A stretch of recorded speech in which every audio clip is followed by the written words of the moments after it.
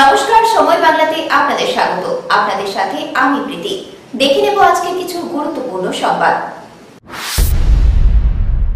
ভাবদর্পণম performing art ইনস্টিটিউশনের বার্ষিক নৃত্যের অনুষ্ঠান হয়ে গেল শনিবার শহরের জেলা পরিষদ হলে। ধ্রুপদী ও ভারতনাট্যমের নানান আঙ্গিকের নৃত্য প্রদর্শন করেন সংস্থার ছাত্রীরা। অনুষ্ঠানে সংস্থার শিক্ষিকা সোমা মণ্ডল সহ মোট 14 জন অংশগ্রহণ করেন। অনুষ্ঠানে উপস্থিত ছিলেন সঙ্গীতগুরু জয়ন্ত সাহা, বাচিক শিল্পী অমিয় পাল, বিদ্যুৎ পাল, কবি নির্মাল্য মুখোপাধ্যায়, কান্তা বসু প্রমুখ। অনুষ্ঠানটি ভাবদর্পণম পারফর্মিং আর্টস ইনস্টিটিউশন পরিচালনায় আমি সোমা মণ্ডল। কতজন আজকে অংশগ্রহণ করেছে?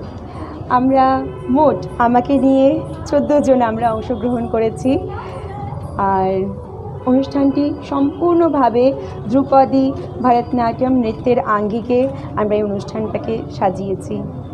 শহরে এরকম অনুষ্ঠান দেখতে পাওয়া যায় না, এই কনসেপ্টটা এলো কী করে মাথায়?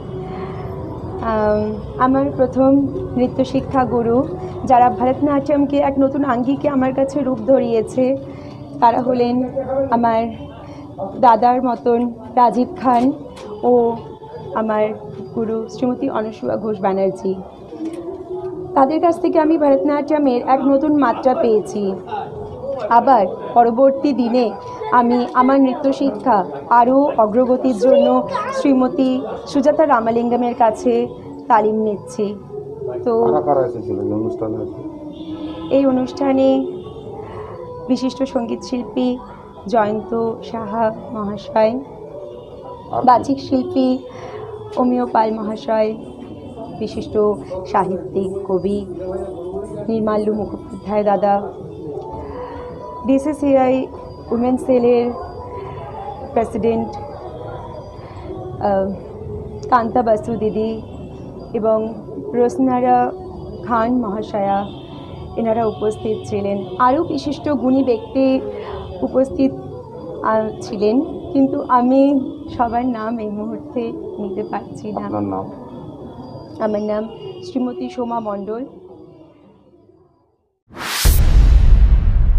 রক্তদান জীবনদান। এক ফোঁটা রক্ত একটি মুমূর্ষু রোগীর জীবন বাঁচাতে সাহায্য করে। এই কথা মাথায় রেখে শনিবার বঙ্গীয় স্বর্ণশিল্পী সমিতির মেদিনীপুর শহর শাখার পক্ষ থেকে শহরের পাটনাবাজার এলাকায় একটি রক্তদান শিবিরের আয়োজন করা হয়। শিবিরে 50 জন রক্তদাতা রক্তদান করেন বলে জানান উদ্যোক্তারা। উপস্থিত ছিলেন বিশ্বনাথ পাণ্ডব, গোপালচন্দ্র নাগ, আনন্দ গোপাল মাইতি, রবিশঙ্কর ভট্টাচার্য, জিতেন্দ্রনাথ দাস, কালিদাস কর্মকার, রঞ্জিত নন্দী সহ অন্যান্যরা। আমাদের বঙ্গীয় স্বর্ণশিল্পী সমিতির পশ্চিমবঙ্গ রাজ্য কমিটির রাজ্য সভাপতি শ্রী কালিদাস কর্মকার মহোদয়কে আমি মঞ্চে আসার জন্য অনুরোধ করছি। এবং আমাদের মধ্যে উপস্থিত আছেন বিশিষ্ট চিকিৎসক, আমাদের সকলে অত্যন্ত জনপ্রিয়, আমরা মঞ্চে আসার জন্য অনুরোধ করছি। উপস্থিত আছেন বিশিষ্ট সমাজসেবী এবং উদ্যোগপতি, এছাড়াও আমাদের সেবার সমাজের সভাপতি। সাধারণ মানুষের পাশে দাঁড়াতে আবারও এগিয়ে এলো মেদিনীপুর শহরের অন্যতম স্বেচ্ছাসেবী সংস্থা ইচ্ছে ডানা। এই শীতের মৌসুমে দুস্থ মানুষদের মধ্যে উষ্ণতার ছোঁয়া দিতে শনিবার দুপুরে ইচ্ছে ডানা পরিবারের সদস্যরা হাজির হয়েছিলেন মেদিনীপুর শহরের কামার আড়া এলাকায়। সেখানে বেশ কিছু দুস্থ মানুষদের হাতে কম্বল তুলে দেওয়া হয় ইচ্ছে ডানার পক্ষ থেকে। ইচ্ছে ডানার বিভিন্ন সমাজসেবামূলক কর্মসূচির অংশ হিসেবে এদিনের কর্মসূচি অনুষ্ঠিত হয়। এদিনের কর্মসূচিতে উপস্থিত ছিলেন সংগঠনের সভানেত্রী সংঘমিত্রা জানা, সম্পাদিকা সুস্মিতা কুণ্ডু, সহসভাপতি গৌতম দেব, কোষাধ্যক্ষ জয়িতা জানা। এছাড়াও উপস্থিত ছিলেন পিয়ালি মাইতি, মৌমিতা রাউত, স্বাগতা সাহা, সুদীপ্তা মহাপাত্র সহ অন্যান্যরা। আমি ইচ্ছে ডানার সভানেত্রী সংঘমিত্রা জানা। আজকে এই কামারাড়ায় আমরা জড়ো হয়েছি আবার এই শীতের কম্বল দান অনুষ্ঠানের জন্য। আমরা এর আগেও মেদিনীপুরের আশেপাশে বিভিন্ন এলাকায় কম্বল দান করেছি। আজকে আবার আমরা এই ইচ্ছে ডানার পক্ষ থেকে মেদিনীপুরের অন্তর্গত কামারাড়ায় এসেছি। এখানে 30 জনের পরিবারের হাতে কম্বল তুলে দিয়ে এই শীতে সাহায্য করার চেষ্টা করছি। বিগত বছরে করোনার থাবায় আমরা নানা রকমভাবেই আমাদের সমাজের পিছিয়ে পড়া মানুষদেরকে সাহায্য করার চেষ্টা করে চলেছি। আশা করি ভবিষ্যতেও এইভাবে আমরা ইচ্ছেডানার পক্ষ থেকে এই সব মানুষদের পাশে থেকে সাহায্য করে যেতে পারবো। তবে আপনাদের সাহায্য সহযোগিতা একান্ত কাম্য। দিল্লির কৃষক আন্দোলনকে সংহতি জানিয়ে এবং কেন্দ্রের বিজেপি সরকারের কৃষি আইনের প্রতিবাদে এবং কৃষি বিদ্যুৎ আইন প্রত্যাহারের দাবিতে শনিবার মেদিনীপুর শহরের কর্মচারী ভবনে একটি প্রতিবাদ সভার ডাক দেয় বামপন্থী গণসংগঠন ভারতীয় গণনাট্য সংঘ। সেই সভা সফল করার লক্ষ্যে শনিবার সন্ধ্যায় মেদিনীপুর শহরে একটি মিছিল অনুষ্ঠিত হয়। সভায় গণসংগীত পরিবেশনের মধ্য দিয়ে কেন্দ্রের জনবিরোধী নীতির বিরুদ্ধে গণ আন্দোলন গড়ে তোলার আহ্বান জানানো হয় বলে জানান সিপিআইএমের জেলা কমিটির সদস্য বিজয় পাল। আমাদের দেশে কেন্দ্রের নরেন্দ্র মোদীর সরকার এই লকডাউন পিরিয়ডে ধারাবাহিকভাবে সংসদ বন্ধ রেখেও অল্প সময়ের জন্য সংসদ ডেকে একটি তিনটি দানবীয় আইন তারা পাশ করিয়েছেন কৃষি সংক্রান্ত বিষয়ে। সেই তিনটি আইন বাতিলের দাবিতে এবং তার সাথে প্রস্তাবিত বিদ্যুৎ বিল যা তৈরি করেছে সেটাও প্রত্যাহার করে নেওয়ার দাবিতে গত 22শে নভেম্বর থেকে একটানা 3 লক্ষাধিক কৃষক তারা দিল্লির রাজধানীকে ঘিরে এই প্রবল ঠান্ডা, ঝড়, বৃষ্টি ইত্যাদি উপেক্ষা করে তারা শান্তিপূর্ণভাবে অবস্থান করছেন এই আইন বাতিলের দাবিতে। কারণ এই আইন যদি কার্যকর হয় তাহলে ভারতের কৃষিক্ষেত্র আর ছোট মাঝারি গরিব কৃষক এদের হাতে থাকবে না, গোটা কৃষিক্ষেত্রটা চলে যাবে কর্পোরেটদের হাতে এবং সেই সাথে কৃষিপণ্যের যে বাণিজ্য সেটাও চলে যাবে তাদের হাতে। এবং যে এই আইনের মধ্য দিয়ে সরকারি ব্যবস্থাপনায় যে অত্যাবশ্যকীয় খাদ্যশস্য কেনার যে ব্যবস্থা ছিল সেটা তুলে নেওয়ার একটা চক্রান্ত শুরু হয়েছে এবং অত্যাবশ্যকীয় এই ধরনের খাদ্যশস্যের যে মিনিমাম সাপোর্ট প্রাইস, ন্যূনতম সহায়ক মূল্য সরকারিভাবে যা নির্ধারণ করা হয়, যা 14 সালে নরেন্দ্র মোদীর সরকার তারা বলেছিল যে উৎপাদন ক্ষেত্রের 1.5 গুণ বেশি, মানে 1.5 গুণ দাম তারা দেবে।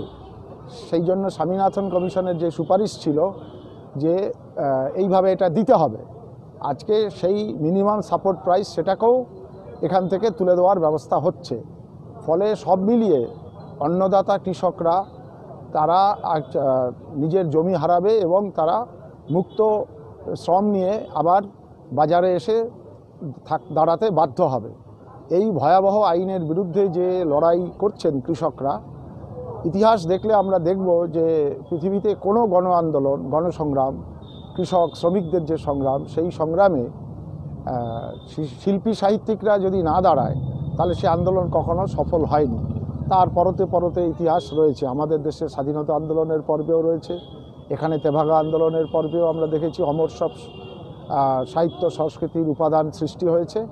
ফলে আমরা রাজ্যব্যাপী দেশব্যাপী সংস্কৃতি কর্মীরা এই আন্দোলনের পাশে রয়েছে। আজকে পশ্চিম মেদিনীপুর জেলাতে আমরা পশ্চিমবঙ্গ গণতান্ত্রিক লেখক-শিল্পী সংঘ, ভারতীয় গণনাট্য সংঘ এবং ভারতীয় গণসংস্কৃতি সংঘ, এই 3টি সংস্থা মিলিতভাবে আমরা ডাক দিয়েছি যে আজকে বিকেল 5টা থেকে এইখানে রাতভর এখানে অবস্থান করা হবে এবং সেই সঙ্গে শিল্প হাতিয়ার প্রদর্শন করা হবে।